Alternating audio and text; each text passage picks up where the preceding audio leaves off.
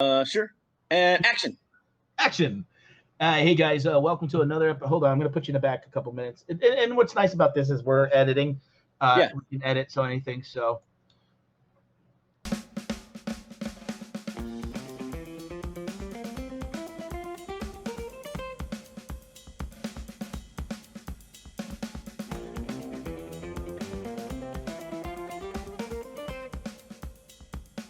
Hey guys, this is Patdees, and welcome to another episode of 12 Minutes With. Today's guest I'm excited to have here today, and he's coming from the sunny side of California. Let's welcome Tom Cruz. What's up, everybody? How's everybody doing today? Good. Hey, Tom, how are you? Good. Greetings from the Bay Area, San Francisco Bay Area. Oh, that's where you're from, San Francisco Bay Area. Yeah. I got actually some friends that are from that area. Some of the Samoans that are involved in wrestling, and they live out there. Yeah. So I know they're big San Francisco fans. I see you with your San Francisco hat. Okay, all right.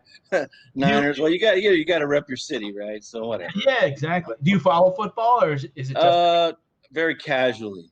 Okay. Yeah.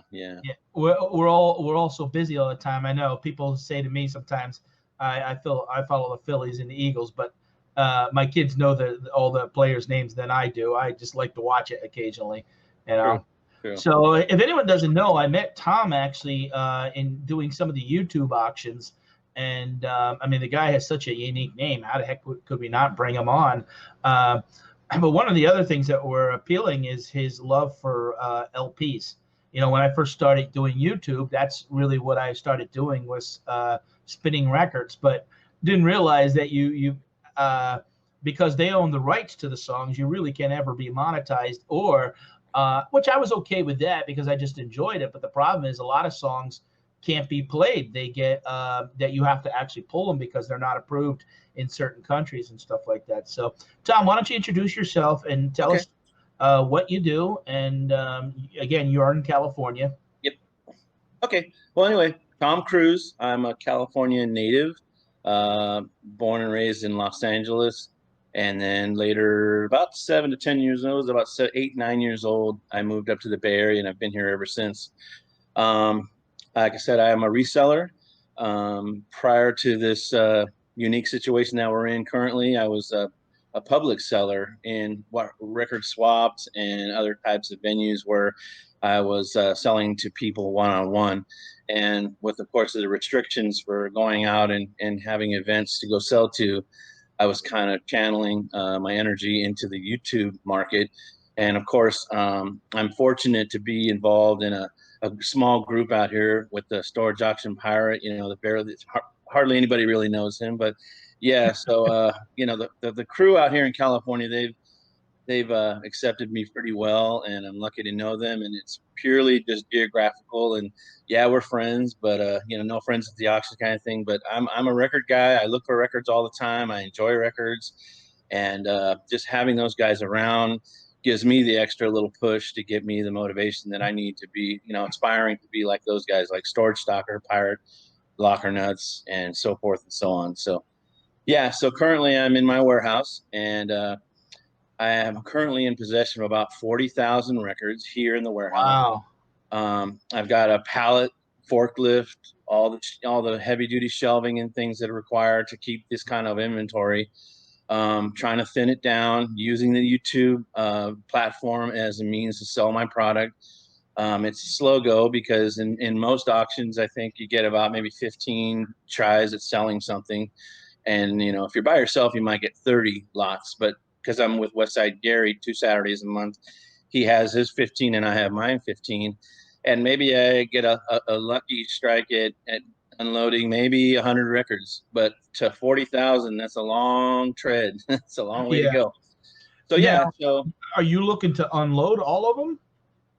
I think not entirely, but what happened was in my career of acquiring records, at first I was a DJ first and foremost, and then I realized, geez, I have all these records, and then I kind of slowed down, got older, and decided that I got too tired to lug around 10 crates of records forever. And then everything went digital, and everything's much easier now for DJs. but had started off as a DJ. And since I acquired so much music, I said, well, I've got all this music and I'm not really using it. Maybe I should give someone else a go and let them purchase it from me. And so many years ago, I tried eBay. Didn't really enjoy the eBay experience so much. Then I switched to a site called Discogs, which is basically a site created by audiophiles and for people who enjoy having the record collections and resellers, and spent about 7 years selling on Discogs. And then I pulled all my internet inventory completely offline and went strictly to swaps and shows. And once I got this warehouse just this past year, I've been hosting sales here where I'd have like 50 to 60 people at one time buying records in one space. But now, again, with the current situation presented itself, my business model has changed and I'm purely just back online with the YouTube reseller auctions. Yeah. So you would post when you say you would post something and then 50 or 60 people would come at a time and pick your records? Yeah, I would set a particular date and then go on social media and then, alert the people that I've met along the way in my journey of selling. Because, I've been a lot of different places and I've managed to hold some really cool relationships with people and their emails or their cell phones. And I just gave everybody a mass text or, an alert, hey, I'm going to be doing my thing. And so that usually works out pretty well for me. Now, if you guys haven't subscribed to Tom, you are making content on YouTube. Yeah, I've only got 3 videos up now, but I've got to actually.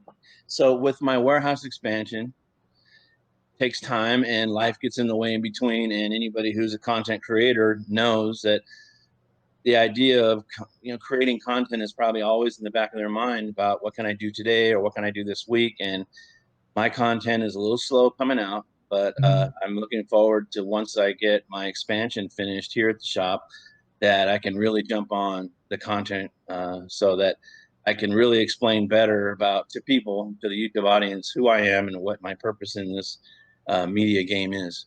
Right.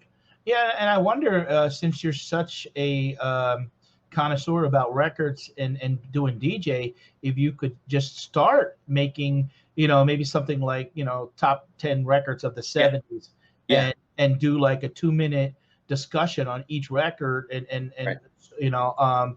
Because obviously there's still even people that are passed away, like Queen, Mm-hmm. the lead, like Michael Jackson. There's people still Right. Google searching them too, and Oh, yeah. Oh, yeah. they'll come across that. Now, also I see it looks like you have a little bit of your own merchandise. You have that fancy shirt on. Yeah, I do. I managed to get I like that. That's nice. credit to treasure hunting with Jeebus family. Oh yeah, I'm friends with them. Yeah, Jeebus' little brother, they call him Baby Jeebus. yeah, Baby He Jesus. actually did the design for me for this shirt.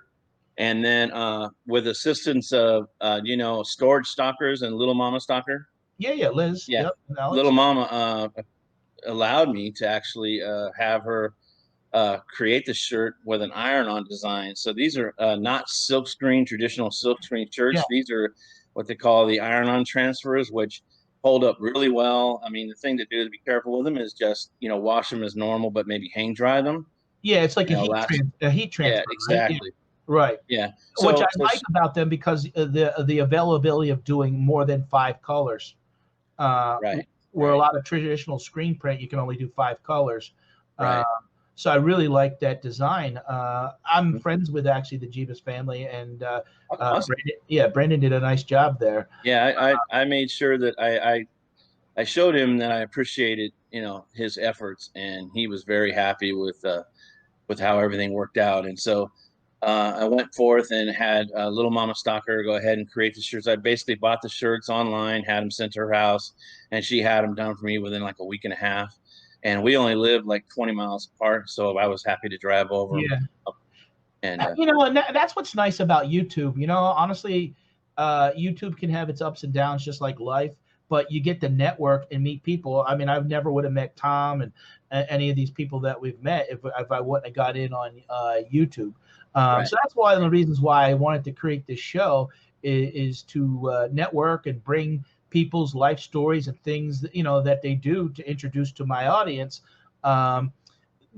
sometimes it's hard to pinpoint people down to an hour or 2 hours, interview, or, keep people's interest and stuff like that. So I thought this format was great to introduce Tom to you guys. And now let me ask you, if people reach out to you, like, do you have that where they're looking for a certain record?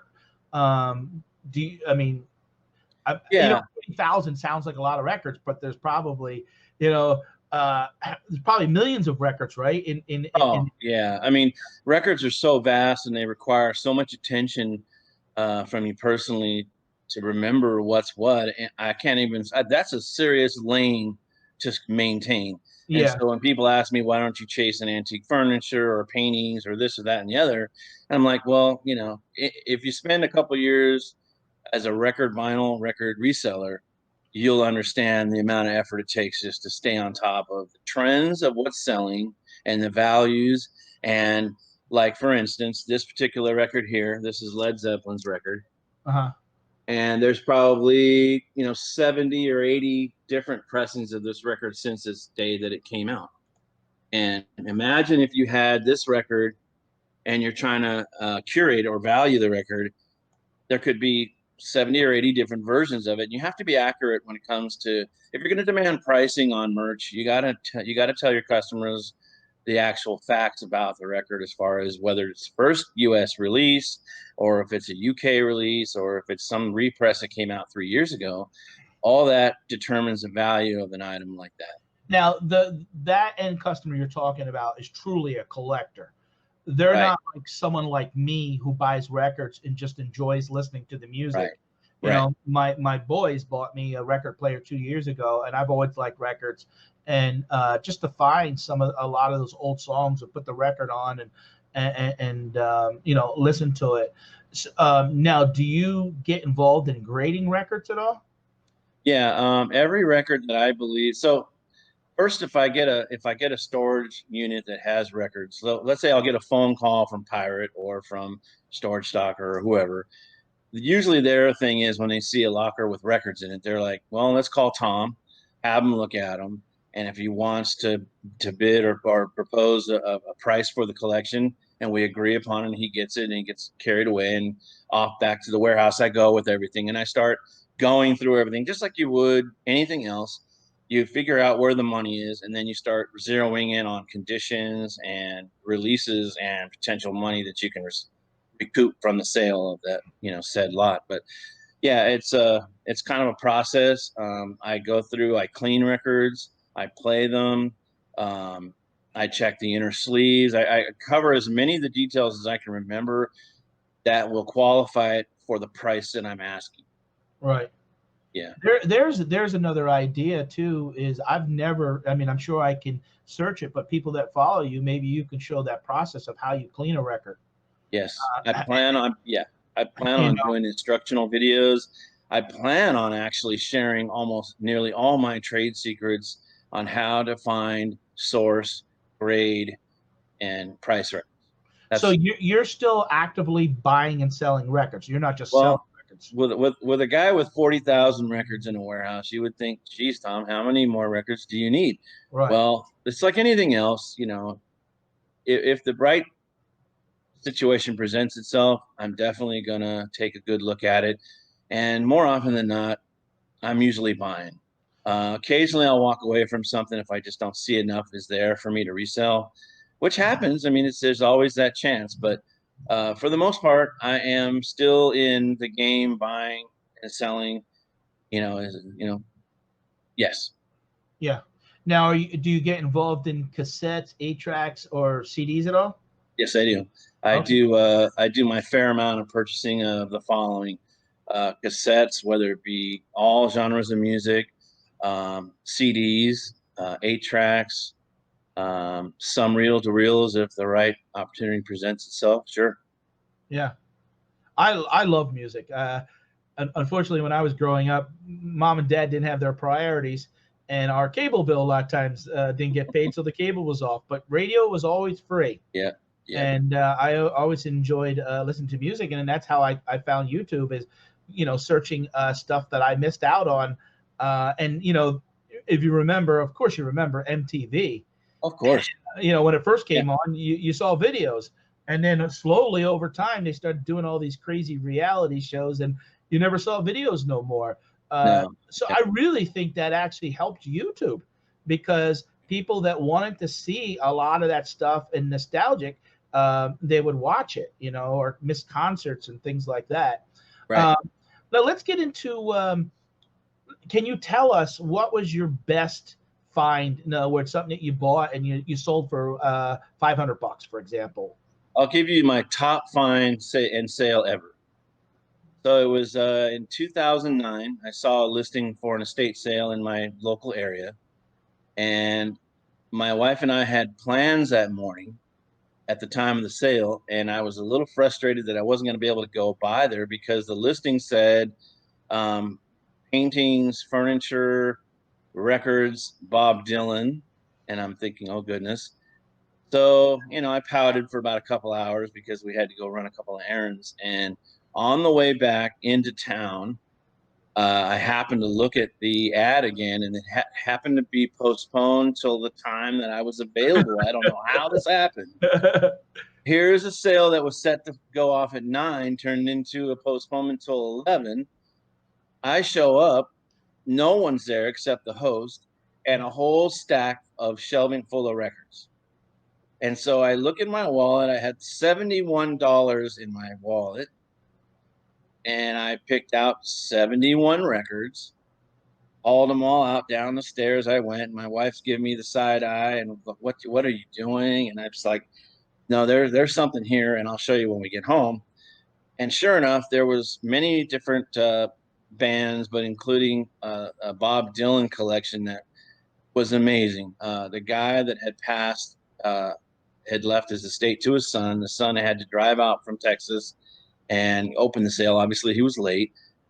He explained to me that his dad was a huge Bob Dylan fan, and a lot of the paintings were of Bob Dylan and other things. And so I go through the record collection, and I find this what they call a splatter wax. So back in the day, they used to use different color vinyls to create some just oddball things, and they're considered one-offs. And this was a 2-record set of a 1965 Royal Albert Hall interview and stage performance, 2-record set. I first booked it at about 300, and I was stoked because now I just tripled my investment. Then, or more actually. And I later decided, this was back when I was doing eBay years ago in 09. I put it up on eBay and immediately started getting all these emails. Hey, I'll give you 500 right now. Just take it down, take it down, take it down. I was like, no. When you see people coming at you like that, you say, well, this is going to be interesting. So Right. I let it ride. I let it ride like the whole 7 days. It ended in the second week of August of 2009. The high bid went to an Italian buyer for $2,280. Wow. That's amazing. It freaked me out. I was like, wow. And it was like, I don't think the guy ever played these records. I think he had them just because he could have them. They were very well known. At the time in the 70s, there were this company called Takrl, Takrl, and another one called Smoking Pig. Anyway, they were bootleg companies that would sell you bootleg records of interviews and concerts, in a brown paper bag shipped to your house. Nobody knew. You didn't supposed to say you had them. So these were that kind of rarity. And the splatter wax, the green, the white mixture, they look like the green and white lifesavers almost. And I still have scans of them. And yeah, that's considered a one-off. And so this Italian collector who was doing I don't know, some kind of a book on Bob Dylan or something, really wanted it for his collection, and there he went. Hey guys, I really appreciate you joining us. But Tom is the book of knowledge, it seems, on LPs. So we're going to actually continue this in part 2. Stay tuned for tomorrow on the next episode, Patdees 12 Minutes With, as we bring Tom Cruz back and continue the interview. Okay, guys, and then on this segment of Victoria Wants to Know. Thank you for having me on, Pat. I want to ask your guest a burning question. So here it is. When you get sales on eBay, what is the number, like the largest number of sales you've had that you've had to package up in one day? And how long did it take you to package them all up? That's what I want to know today. Well, that's an actually easy one. Back in '09, I had a record selling item that went clear up to $2,280 for a double record set. I was scared to death to box it up and send it because it was going to Italy. And at that time, the Italian posts were just notorious for losing things. And I put every amount of coverage on the package I could. I think I spent $70 to mail this item and hoped and prayed that when the buyer received it, he would get, promptly get back to me saying that he got it.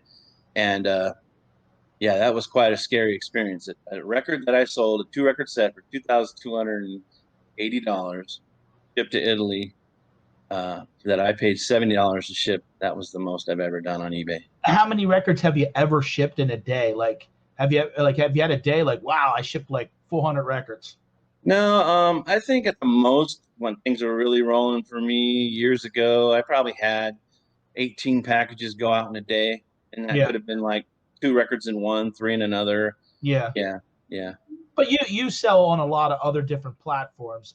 Right. Now let me and now it would be cool. Imagine with YouTube, you would be able to get on YouTube here and dial up the Italian guy and talk to him. I mean, maybe hoping that he understands English, or we would figure it out somehow. Maybe have an interpreter and stuff, and be like, and really ask him, why did you buy that album? Is he, a collector or a museum, or it'd be interesting to know the end story of what. Absolutely. The best I got is that he was going to do an expose or some a book potentially about Bob Dylan and the vinyl. And I think he wanted this to complete, the journey with being able to show as many different odd things about that music with that artist that he could. And after just receiving word that he got it, we really didn't continue too much communication beyond that. Right. But you're right. I'd like to hear the story of it. Wouldn't that be something to be able to pick up a book somewhere and see that record on, in the pages? Yeah, and that's what I like about doing YouTube. And my name is Patdees, and I use a little bit of the traveling picker to get out, but because of everything that's going on this year, is to get on the road and meet interesting people like yourself, like come to your warehouse and literally, spend a couple hours and, talking, the love of music and the different, a lot of albums, people just want the covers. They don't even care about the record because they like the artwork. Right. Records are making such a comeback for many different reasons, but imagine having a moment of solitude with just a turntable and your vinyl, and putting the record on, opening the gatefold sleeve, diving into the images, reading the liner notes, reading the lyrics while the song is playing. That's a whole different experience that many that had CDs and other types of media didn't quite, be able to really experience, I think. And that's why records has found their niche again in the music. Yeah, I remember the Michael Jackson Thriller album. You could pull it out, and all the lyrics were on there on inside like cover, and he had drawings that he had done. And a lot of times, when you get like in music, sometimes you don't quite understand. But once you read the lyrics, you're quite, oh, okay, yeah. Now I get it. Now let me ask you. I've sold some, right? Unfortunately. And I do a terrible job at selling records because I'm not a like you. You're an expert on it. I do it as a reselling opportunity. And you buy a storage unit, you find 3 crates of records, you pull out the couple that you want. In your opinion, what is more important, the condition of the record or the out? I mean, ultimately, you love to have the outside cover great and the record great, but will a person buy a record if the record is great, but the outside cover is a little beat up? Absolutely. I think that you have a few different types of consumers. You have the ones that want the record as clean as they can have it, limited use, and they're willing to sacrifice maybe a bump or a scrape on the cover or a nick, and maybe somebody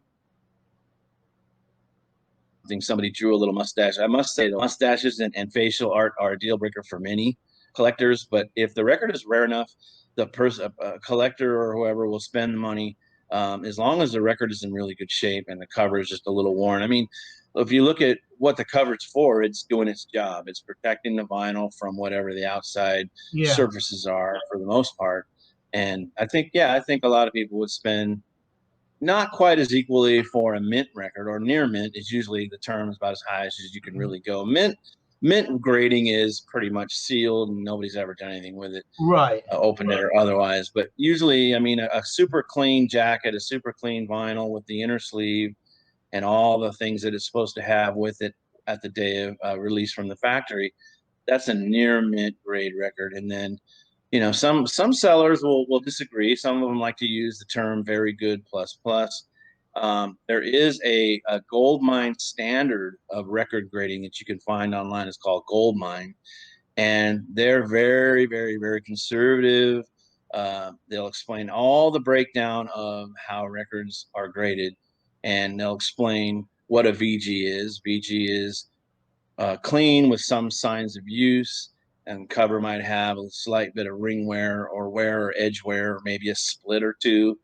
And then, you know, beyond up into the up VG plus into the VG plus plus or near mint, things really sharpen up and get really, really clean. The lowest grade that Gold Mine uses is good, I believe, and that's just really not good. It's a really scratched up record, but if it's super rare and you have to have in your collection, you know, I guess you would buy it if you needed it. But audiophiles, people that spend money on their equipment, will not play a record that's probably a VG and lower, because they spend hundreds of dollars on styluses and they don't want scratches in the records tearing down their styluses, because stylus rides into a groove, and if the groove has scrapes and imperfections, it tends to wear the stylus down, and it really minimizes the listener's experience when you hear all that popping and crackling and what some people refer to as bacon frying. Right. Yeah, I mean, I see like a lot of the records that the records always seem, the covers, the edges is really what starts whitening and wearing out. And, you know, sometimes you can pull it out and everything else will be fine, but the edges will have that. Right. I'll get excited. I'll find a record and then I'll put it on the record player and realize it has a little bit of a warp, like they had in the sun. And it's like, You'd be surprised if I told you they have a fix for that now. It's a device. It looks like it's called vinyl flat, and it's basically two metal surfaces made out of cast iron, made as, of course, as flat, with a screw going through the middle, attaching both halves. You place the record, which there's a felt lining. You place the vinyl on one half. You join the other half together, tighten the wing nut down, right? So now you've got two halves of a piece of metal with felt lining on. You're sandwiching the vinyl in between. You then take this now thing I just described, and it gets placed into, with lack of a better term, looks like a pizza delivery bag. Okay. And the pizza delivery bag has a heating element inside with a regulator that keeps that bag at 130 degrees. And you keep it on for about 14 hours straight. Wow. And when you unplug the device and it's finished, you must wait another 10 to 12 hours to let it cool down completely.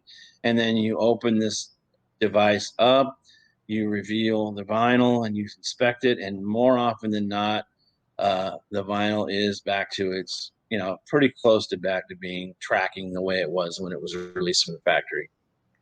Yeah. Now, let me ask you, I've seen also where they do like a yellow record or a colored blue record.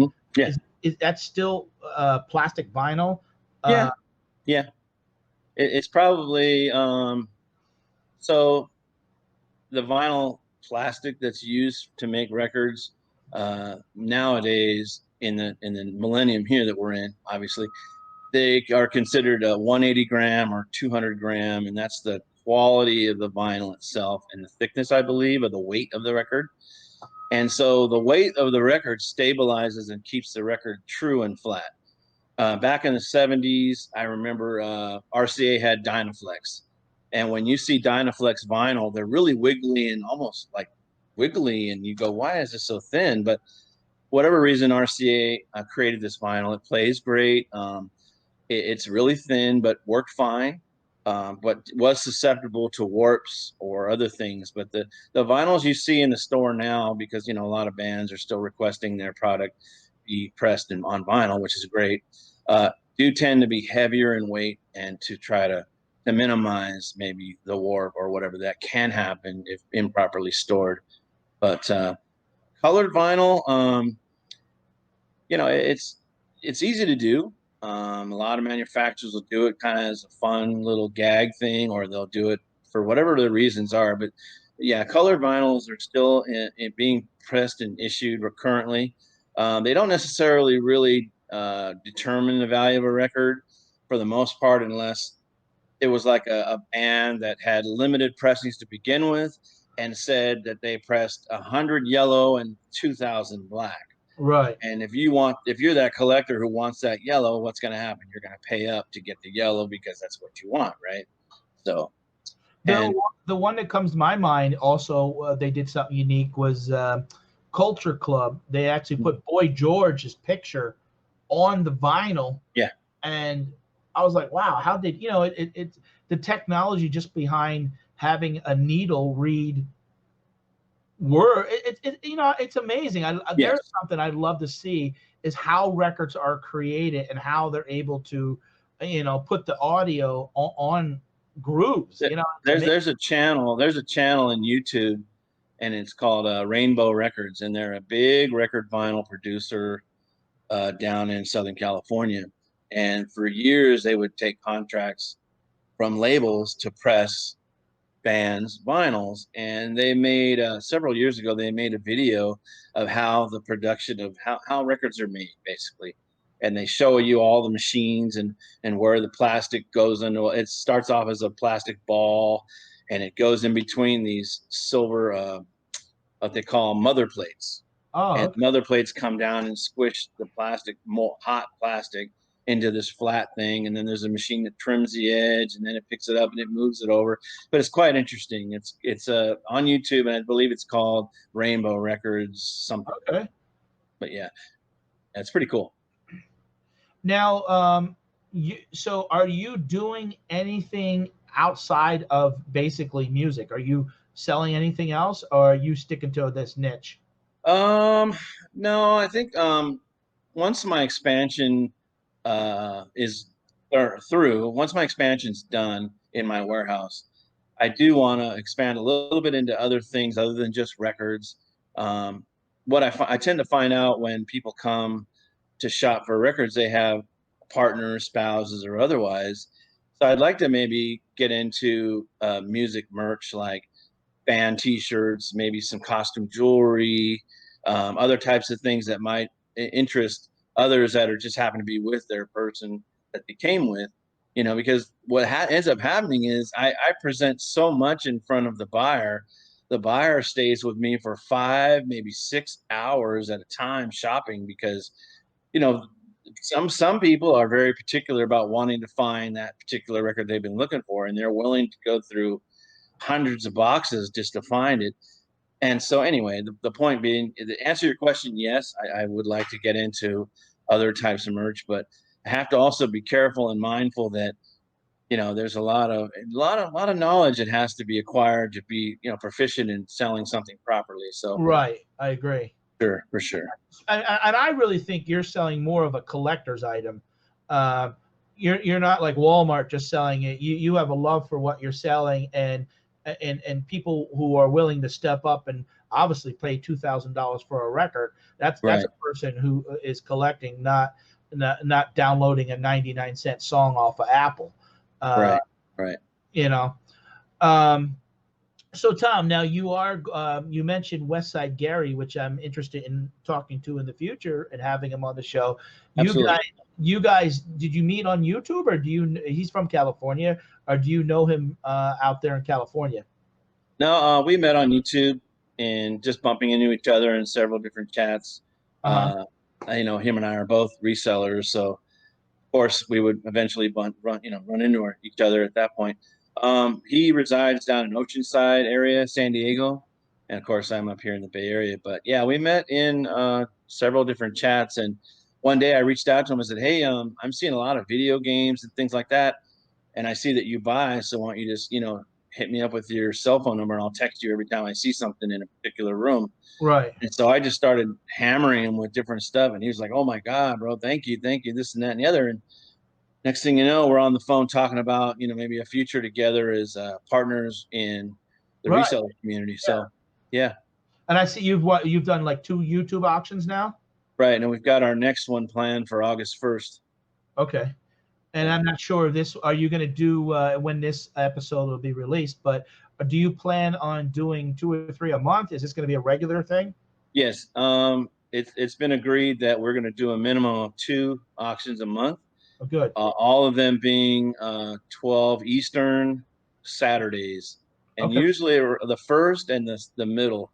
So not the second, not the fourth, but the first and third Saturdays of every month. Okay. Now, if people want to find you too and reach out to you and ask you questions, and I know your time is valuable, do you have a Facebook just dedicated to people that are interested in what you do? Not like a person, like a group Facebook? Yeah. I also have an Instagram. My Facebook doesn't have a lot of the music stuff that Instagram does. Okay. My Instagram is DJ Cowboy, KOWBOY. Okay. And the numbers 420. Okay. This was the account that I've had for several years. Anyhow, so DJ Cowboy 420 is my Instagram page. And on there, I share a lot of my finds and a lot of pictures of collectible items as well as other things, pictures of my warehouse. A lot of different random things related to music are listed there. Okay. My Facebook is the same as my name, Tom Cruz, and you can find me there. But there's not a whole lot other than just me being in different groups and other things like that. Well, what I'm going to do is when I put this video up, I will put your Instagram link also in the description. Okay. Because I want people to network and interact, and you never know, you might run into a collection that's out there that, it's amazing how some of this stuff can come out of the woodwork. Right. So. I want to be clear. I also want to add that I want to be clear that we've discussed a lot of rare, expensive records, but acquiring records is by choice. You get a myriad of different types of records. So I want to make sure that the audience knows that amongst the few collectibles that I found, I have a lot of things that are reasonably priced, very well known, pop, rock, otherwise. That if you wonder if I do things beyond the collectibles, yes, I sell a lot of different things, and the price could be $1 all the way up to several $100s. So I just want to be clear to the audience out there that I'll know, even though we've discussed the acquisition of collectible, expensive things, it's worth noting that I also have several thousand, $1, $3, $5, $7, $10 records available as well to anybody that comes over here. But it's just important to add that, when you buy records, you don't really have a choice of what you get. And of course, it's always nice to find collectible, expensive things if you're lucky enough to get them. It doesn't happen every time. But I do have a lot of variety, a lot of reasonably priced stuff too. So people that join our auctions or see me online, you can ask me anytime you see me in chat, hey, I'm looking for this or I'm looking for that. Chances are I've run into it or currently have it, but just wanted to make note that I have a myriad of different price ranges. What are the size of records, Tom? I know I always hear was it 33 and a half? No, it's oh boy, way back in the ceramic days. Oh man, those things are really old. There's a Victrola, then there's the ceramic, then there's the shellac 78s that are 10-inch. Those are very fragile. If you guys ever run into 10-inch shellac records that are 78 RPM, be careful because they're very fragile. If you like them, care for them, don't drop them, don't try to bend them, they'll just shatter in your hands. Now, the little ones that go into the jukebox, those were the 45s, right? Right. Yeah. Right. So beyond the 78s came the 33 and the third 12-inch vinyl, which were usually for albums with 10 or more songs, right? And then came the 45s, which are the 7-inch, which play at 45 RPM, usually one song on each side. Right. And then later came what they call the 12-inch single for DJs, which usually was a song that was, that was played in a nightclub that had an extended version or instrumental or an a cappella, and it had like maybe 4 or 5 tracks, 2 on one side, 3 on the other. And that's a DJ 12-inch extended single. And then the digital stuff that came later. Yeah. So let me ask you real quick before we go, are you DJing anymore? No, I have a setup here in the warehouse. What's interesting, Pat, is that it's like riding a bike. When you learn something, and I'm talking in terms of almost mixing, and like, let's say if somebody asked me to do a club gig or something where there's continuous music being played, where records are mixed and blended, that requires a certain skill. And to this day, I could pick it up like riding a bike. I know it because I have the stuff here in the warehouse, and I dabble and play a little bit here and there. But Right. I used to be like a 3-night-a-week type guy that I played in several different clubs, and I had lots of records, a lot of industry people sending me free records to promote their stuff, tickets to concerts. When you're out there working, the thing that the companies want to do is they want your ear, they want you, in line with what they're promoting. And so they'll throw all kinds of stuff at you: merch, tickets, vinyls, right, pre-releases. And so, yeah, I ended up with a lot of that stuff early on. Well, Tom, I want to thank you for doing this interview with me. I greatly appreciate it. If you guys want to check out Tom's YouTube page, the link will be down below. And again, he's going to do 2 auctions a month with Westside Gary. Yep. And again, reach out to him on his Instagram if you have any questions, or if you want to buy and sell records with him. So awesome. Thanks for everybody joining us, and thank you. Thank you for having me, Pat. I appreciate it. Not a problem. Bye-bye.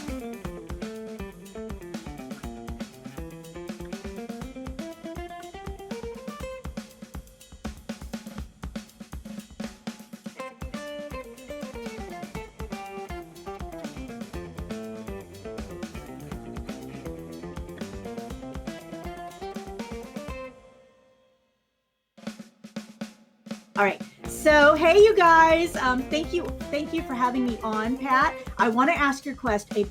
I want to ask your guest. Take 2. This will be part of the bloopers part. Good. All right. Victoria, thank God we aren't live right now. I know, that was funny. Hey.